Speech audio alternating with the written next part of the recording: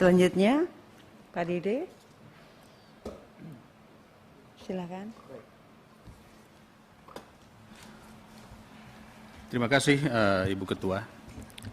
Assalamualaikum warahmatullahi wabarakatuh. Waalaikumsalam. Selamat siang dan salam sejahtera. Bang Jeffrey, ini senior saya, beliau ini 2 periode di Komisi 10. Justru yang ngajarin saya tentang pendidikan ini Bang Jeffrey ini. Yang saya hormati Bupati Wonogiri, kalimat tentang puasa dan berbuka ini bagus sekali Pak, jadi kita akan pakai ya. Pak Bupati Lampung Timur, terima kasih banyak sudah hadir. Pak Wakil Bupati Pasuruan, dan juga Pak Sekda dari Kabupaten Sanggau. Saya pikir saya perlu jelaskan juga kepada kita semua bahwa Panja ini merupakan upaya, Panja Formasi GTK ini merupakan upaya dari Komisi 10 untuk kita bisa memantau proses terjadinya seleksi ini. Karena memang dalam kurun 2 bulan belakangan ini kita selalu melihat banyak sekali masukan-masukan yang sepertinya seperti kayak tidak sinkron atau bahkan cenderung jadi salah menyalahkan. Kalau kita tanya kepada pemerintah, pemerintah selalu mengatakan bahwa daerah tidak memberikan formasi. Hari ini kita mendengar dari daerah bahwa bukannya tidak memberikan formasi, tetapi yang disetujui, lalu kemudian keuangannya, pendanaannya, ataupun juga SK yang muncul, itu tidak sesuai dengan ekspektasi. Jadi dari sini kita melihat bahwa memang perlu koordinasi yang lebih matang terkait masalah seleksi GTK ini. Jadi oleh karena itu, saya tidak perlu mengulang apa yang sudah disampaikan kawan-kawan, semuanya menjadi catatan. Panja ini akan bertugas sampai insya Allah 3 bulan ke depan, Ibu ya. 3 bulan ke depan. Karena masih ada gelombang ketiga ini. Nah, gelombang ketiga ini menjadi, katakanlah menjadi semacam polemik, mau diadakan atau tidak diadakan. Karena gelombang 1, gelombang kedua kita lihat, masih ada catatan-catatan yang mungkin belum jalan sampai sekarang, SK belum keluar, penggajian belum bisa diberikan, atau kalau kata Pak Jeffrey tadi, penetapannya telat, APBD sudah diketok baru muncul ya, jadi artinya ini banyak yang harus kita perbaiki. Nah, di gelombang ketiga banyak kawan-kawan guru ini yang mengatakan apakah nanti mereka harus bersaing dengan guru dari luar. Ini juga jadi pertanyaan. Oleh karena itu nanti saya akan balik bertanya kepada bapak-bapak semua, apakah gelombang 3 ini perlu dilaksanakan segera atau tunggu dulu sampai kita membenahi yang gelombang 1 dan gelombang kedua. Itu menjadi hal yang mesti kita sampaikan nanti kepada pemerintah. Berikutnya ternyata masalah soal guru ini ada juga yang muncul baru. Kebetulan kemarin saya baru menerima ini masalah dosen tetap non PNS, Pak. Ini muncul baru ini. Minta di P3-kan juga. Karena mereka sudah mengajar dan sudah menjadi dosen tetap di perguruan tinggi negeri loh Pak. Mungkin saya tidak tahu di Kupang ada atau tidak perguruan tinggi, mungkin di Lampung juga.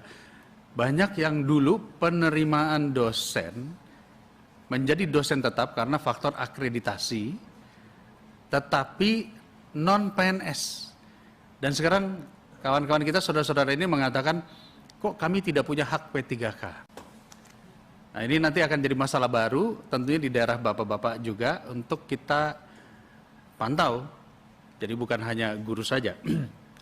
Berikutnya, saya berharap bahwa Panja ini nanti merupakan satu langkah solusi kepada pemerintah dan juga kepada para guru yang saat ini sedang menunggu-nunggu. Mudah-mudahan segera ada sosialisasi yang konkret antara pemerintah dalam hal ini Kemenpan RB, Kemenkeu, Kementerian Pendidikan, dan ada lagi Kementerian Agama, karena konteksnya nanti ada guru-guru agama, kepada daerah. Saya harus bertanya kepada bapak-bapak semua yang ada di sini nanti, apakah sosialisasi mengenai penggunaan DAU dan juga sosialisasi tentang bagaimana tata cara mengajukan, ini sudah ada belum kepada daerah? Kalau belum ada, tentunya saya bisa memahami bagaimana sulitnya Bapak-Bapak sebagai pimpinan daerah dalam menerima program-program dari pusat. Jadi itulah 3 hal itu pertanyaan, karena kami berharap bahwa Panja ini bisa memberikan rekomendasi-rekomendasi kepada pemerintah apa yang harus dilakukan supaya semua kebijakan terkoordinasi dengan baik. Mungkin itu catatan dari kami. Selanjutnya Ibu Ketua, mungkin Mas Yoyo yang secara virtual akan menyampaikan pendapatnya. Baik, Pak Dede, terima kasih. Sebelum Mas Yoyo, saya tambahkan dulu waktunya karena sudah lewat 10 menit. Kita sampai pukul 5. Mau ini buka puasa di sini. Buka puasa juga. Baik, silakan Mas Yoyo. Terima kasih Bu Pimpinan. Sekali Mas.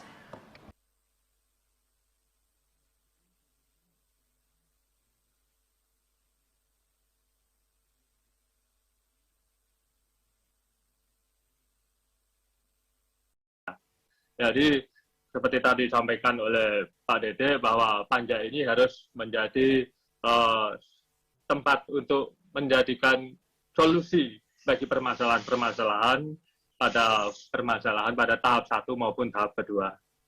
Yang kedua, dari hasil evaluasi seleksi tahap 1 dan tahap 2, masih banyak permasalahan yang ada, terutama dari nilai afirmasi yang masih kurang, terutama untuk guru yang sudah mengabdi puluhan tahun.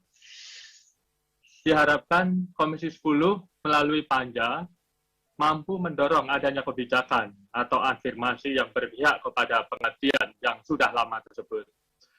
Karena jika terus bersaing dengan guru-guru baru, seperti kita tahu, Bapak Ibu sekalian, guru-guru lama ini pasti akan tersingkirkan. Seharusnya sebelum pemerintah membuka tahap seleksi tahap ketiga, dibuka, pemerintah ini terlebih dahulu harus mampu menyelesaikan permasalahan ini. Jadi jangan sampai permasalahan ini akan timbul kembali di tahap ketiga. Saya sepakat seperti yang disampaikan oleh Pak Dede tadi bahwa kita ini mau fokus di tahap 1 dan tahap 2 dulu evaluasinya. Untuk setelah selesai permasalahannya baru kita akan melakukan seleksi tahap ketiga atau langsung kita jalan kepada tahap ketiga. Saya rasa Panja tetap harus fokus pendalaman ke sana. Yang ketiga, pimpinan perlu kita sampaikan bahwa tidak hanya itu kita harus memikirkan selain guru honorer P3K atau guru honorer usia 35 tahun. Tadi juga muncul lagi adalah dosen tetap yang sudah diangkat. Tapi kita juga harus memikirkan tenaga pendidikan yang dalam 2 tahap kemarin belum ada formasinya. Begitu pula untuk guru PAUD, guru agama, dan guru bahasa daerah juga harus disediakan formasinya. Itu sangat penting. Yang keempat, mengenai Pemda, tadi disampaikan oleh Bapak Bupati dan Bapak Wali Kota, hampir semuanya juga merasakan bahwa Pemda ini merasa DAU-nya tidak bertambah, justru berkurang. Sedangkan pemerintah pusat menyatakan bahwa pembiayaan pengangkatan guru P3K ini sudah dimasukkan ke dalam DAU. Ternyata kejadian ini terjadi di seluruh Indonesia. Dan ini pimpinan mohon izin, isu ini terus terulang setiap kali kita melakukan rapat dengar pendapat. Dan selalu muncul isu-isu seperti ini. Dan kita menilai akibatnya semakin lama akan semakin memberatkan beban APBD karena simpang siurnya anggaran ini yang sejatinya seharusnya sudah dianggarkan oleh pemerintah pusat. Mohon kiranya kita Komisi 10 melalui Panja yang terhormat ini kita bisa lebih menekan pemerintah, utamanya Kementerian Keuangan dan Kementerian Kebudayaan, Pendidikan Kebudayaan.